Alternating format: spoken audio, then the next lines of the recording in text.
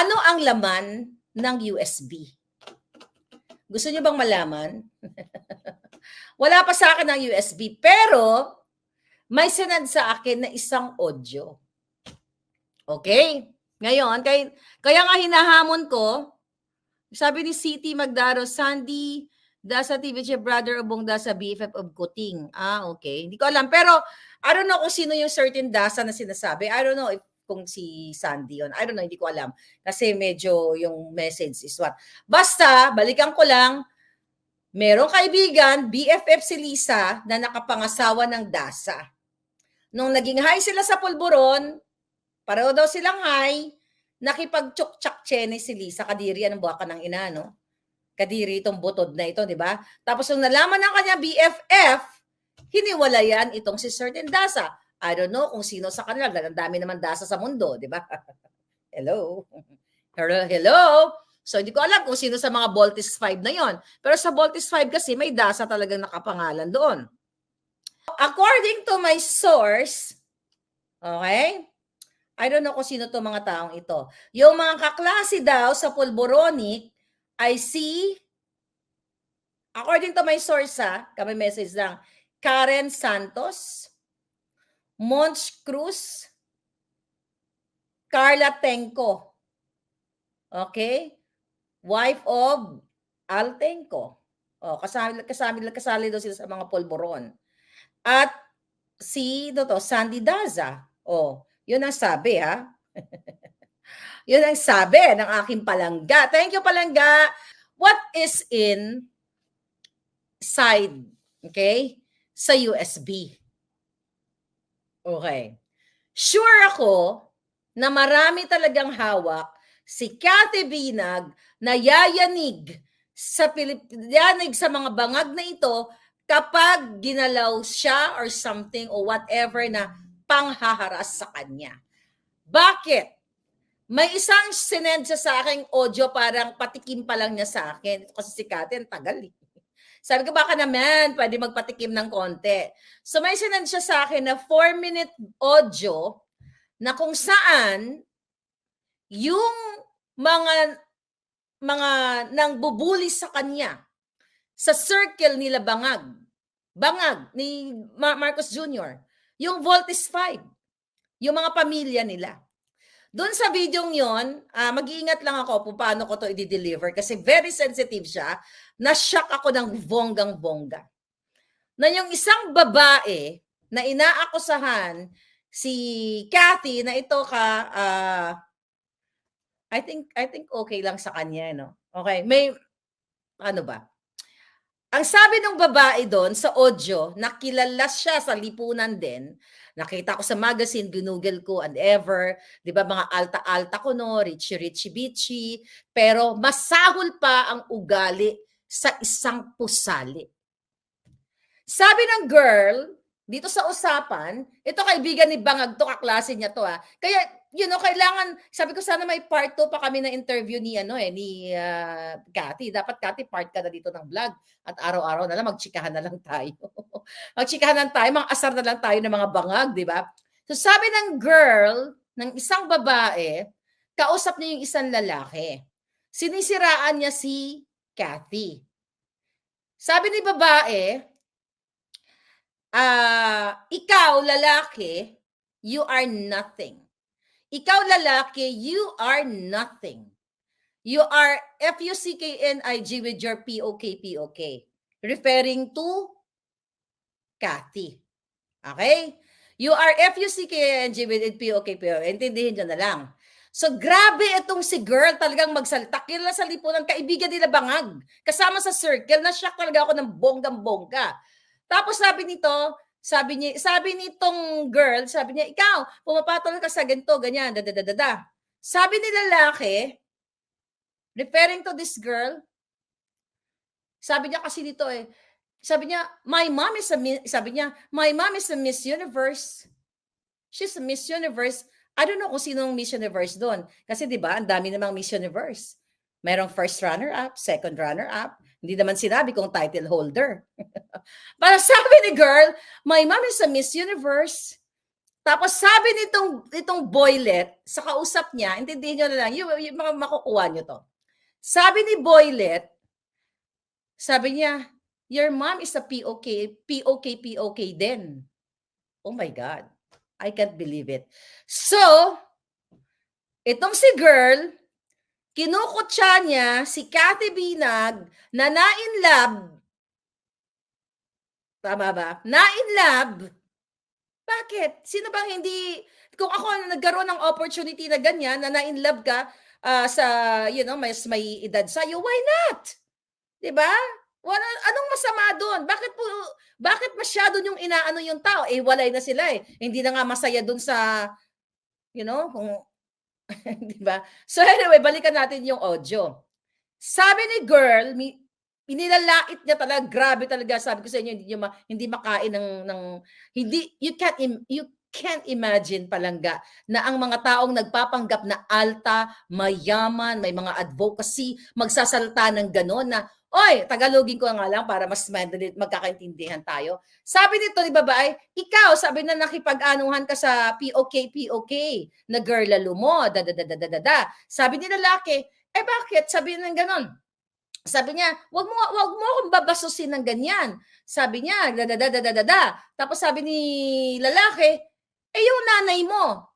Sabi niya, POK din. Pumatol kay ganito. Ayoko lang magbanggit ng pangalan kasi yung mga pinatulan eh. Kasi unang-una di ko kilala yung mga tao. So, cut the long story short, 4 minutes na nagmumurahan itong mga prominent na taong kaibigan ni Bangag, di ba?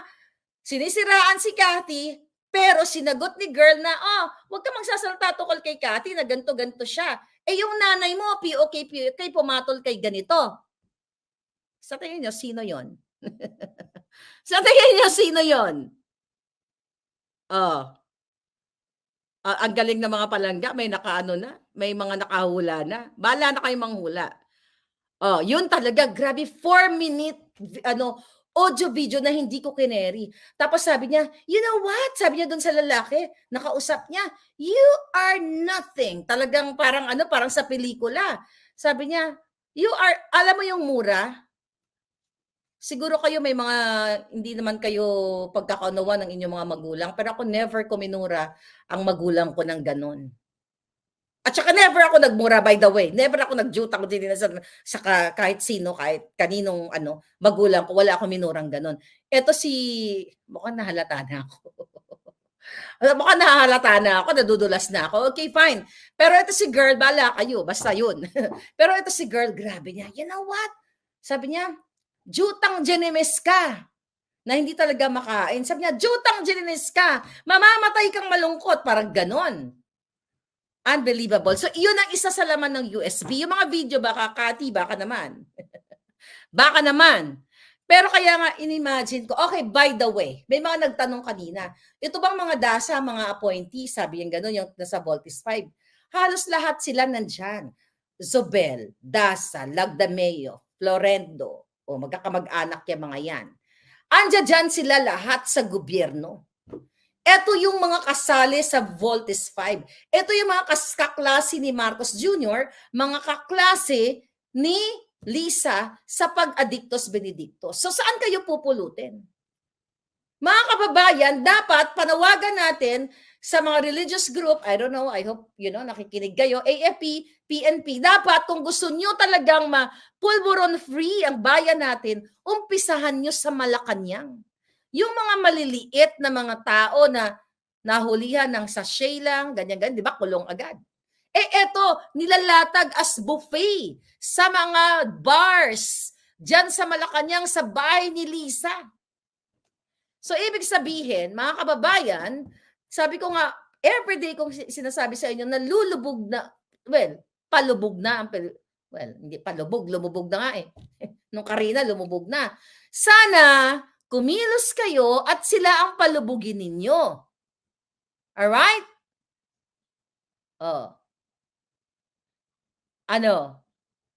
Pero hindi ako makapaniwala na isang Miss Universe na, in fairness sa kanya, na-meet ko siya actually, nung May 9, nandoon ako kay Kuting, nandoon yung isang Miss Universe. Yeah. Pero hindi ko akalain, coming from doon sa malapit sa kanya, sabi niya, yung nanay mo POK, POK din Pumatol kay ganito Pero ang sa akin lang, mga kababayan, eto yung sinasabi ko na masyado tayo mga Pilipino na mataas ang tingin. Sa akala natin 'pag mayaman, mataas ang tingin, gagamit ng mga charity ek-ek, mga mga religious eklabush. Pero ang totoo, mas masahol pa sila sa atin. Ako nagsasalita ako ng Jotang Genemes, pero sabi ko, never ako nagmura sa magulang ko kahit isang beses. Pag meron akong disgusto, tatahimik na lang ako, magsasalita ako, pero hindi ako magmumura ng ganon. Pero ito, na sinasabing alta, Jutang Genemes mo, sabing ganon. Magulang, so alam nyo na nag-uusap, mag-ama, no? Sa Jutang Genemes mo, pumatol ka sa kay POKP ko sabi naman ni tatay, ang nanay mo rin POK, POK. So, eto yung mga taong kaklase ni Marcos Jr. sa Pulburon. Pero ang issue dito, mga kababayan, ano ang gagawin nyo? Ano ang gagawin ninyo? Hayaan nyo na lang ba na manatili etong si Bangag? Hayaan nyo na lang ba sila na open na, nakita nyo na si Liz, na narinig nyo na mismo sa witness, kumbaga, nandoon siya sa pangyayari na yan, okay? Nandoon siya sa pangyayaring yan. Kakatuwa naman tong palangga ko. Yeah. Pero 'di ba nabanggit ni Cathy na yung Inigo mabait naman daw 'yon. Nabanggit niya ba 'yon? O kasama daw 'yun sa Voltes 5 na mga friendship. Alam nyo, nakakaawa Pilipinas. Kasi these people, ang mga apelyedong ito, kunya, kung tutuusin, they have money already Hindi nila kailangan magnakaw sa kaban ng bayan. May pera na sila. Mayaman na sila, may mga negosyo sila. Pero bakit sila pa rin ang nilalagay ni Bangag Jr.?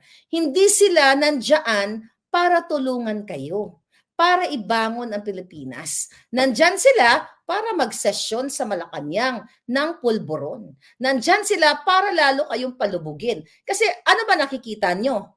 May ginawa ba si Marcos Jr.? Nakabutihan. Sabi ko nga, yung sa baha na lang, hindi ko na self-explanatory na yan. Hindi ko na kailangan mag-explain. Diba? Bakit si Bangag dapat umalis na sa kanyang pwesto o hilain ninyo ang kanyang mga paa? Kasi kapag ang tao ay araw-araw nagbabangag, sabi nga ni Cathy at based on research, may nag-research na ang pulburon, kapag tinira mo siya, like after 30 minutes, ay mawawala yung iyong tama. Kaya paulit-ulit na lang. Kaya no wonder, nagkakadiskaril ang buhay ng mga mamamayang Pilipino, more or less 120 million Filipinos, dahil hinahayaan ninyo mga palangga ko na ipagpatuloy ni Bangag ang kanyang pagiging bangag.